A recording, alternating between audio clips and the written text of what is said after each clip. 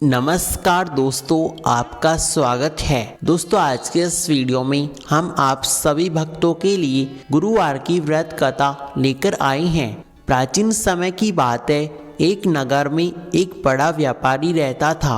वह जहाजों में माल लदवाकर दूसरे देशों में भेजा करता था। जिस प्रकार अधिक धन कमाता, उसी प्रकार ही खोलकर दान भी करता।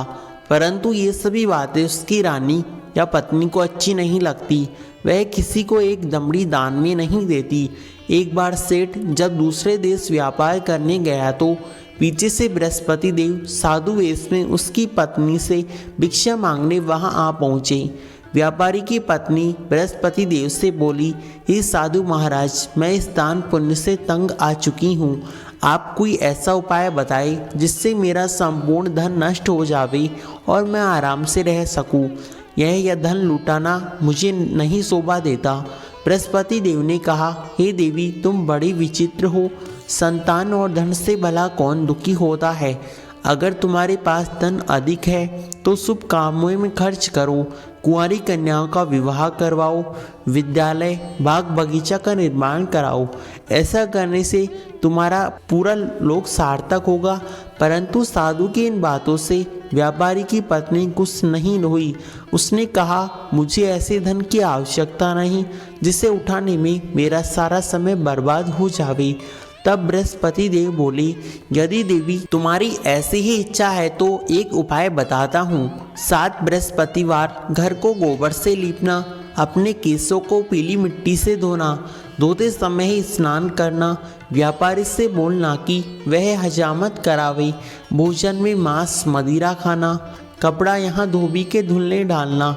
ऐसा करने से तुम्हारा सारा पाप नष्ट हो जाएगा। इतना कहकर बृहस्पति देव अंतर्ध्यान हो गए। व्यापारी की पत्नी ने बृहस्पति देव से कहे अनुसार 7 बृहस्पतिवार वैसे ही किया। उसने निश्चय किया, केवल 3 बृहस्पतिवार ही बीते थे कि उसका संपूर्ण धन नष्ट हो गया। अब वह परलोक सिधार गया। जब व्यापारी वापस आया तो उसने देखा कि उसका संपूर्ण धन नष्ट हो चुका था। वह व्यापारी ने अपनी पुत्री को सांत्वना दी, दूसरे नगर जाकर बस गया। वहाँ पर जंगल में लकड़ी काटता और शहर में बेचता। ऐसा करके अपना संपूर्ण जीवन निर्वहन करने लगा। एक दिन उसकी पुत्री ने दही खाने की इच्छा प्रकट की, लेकिन व्यापारी के पास दही खाने को पैसे नहीं थे। वह अपनी पुत्री को आश्वासन देकर जंगल की ओर लकड़ी काटने चला गया।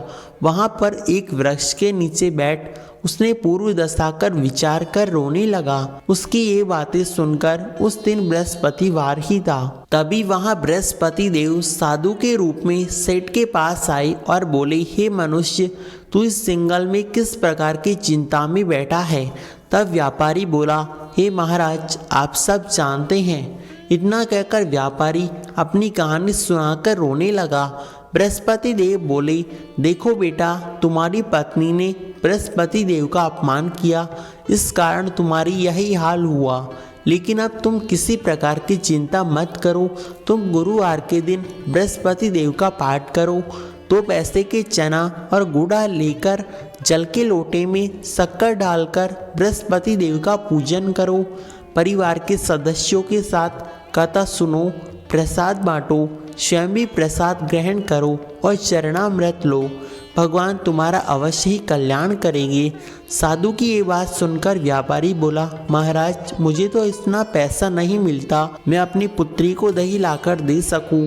इस पर साधु महाराज बोले, तुम लकड़ियाँ शहर में बेचने जाना, लेकिन लकड़ियों के दाम पहले से 100 गुना मिलेंगे। इससे तुम्हारा संपूर्ण कार्य सिद्ध हो जाएगा।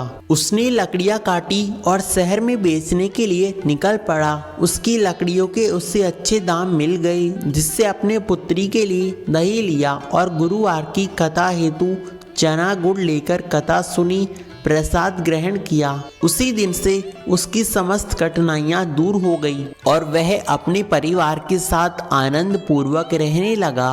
बृहस्पति देव ऐसे हैं, जो भी भक्त उनकी व्रत कथा सुनता है अथवा दूसरों को सुनाता है, बृहस्पति देव उसकी समस्त मनोकामनाएं पूर्ण करते हैं।